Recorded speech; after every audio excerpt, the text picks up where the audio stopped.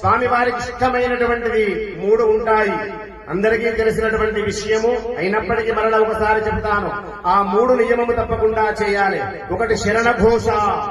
ఆ శరణ ఘోష ఏదో ఎవరో వింటున్నారు, ఎవరో మొహమాటము, నాకు సిగ్గైతుందంటే వేస్ట్.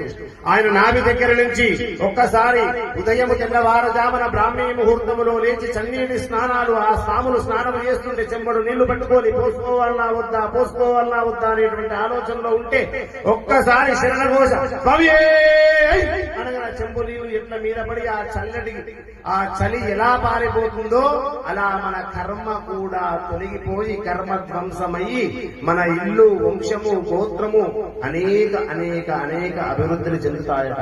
అంత చల్లటి ప్రశాంతమైనటువంటి అయ్యప్ప స్వామి నిలయం అవుతుంది. శాంతి నిలయంగా మారుతుంది.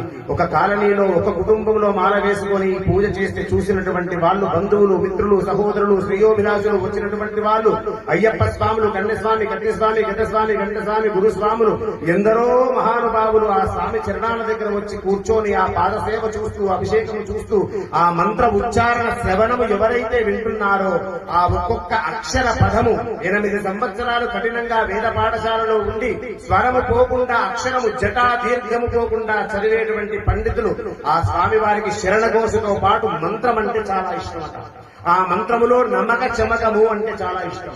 ఎందు గురించంటే శివకేశవులకు భేదము లేదని చెప్పేటువంటి మహాదేవదేవుడు ఎవరయ్యా అంటే అయ్యప్ప స్వామి.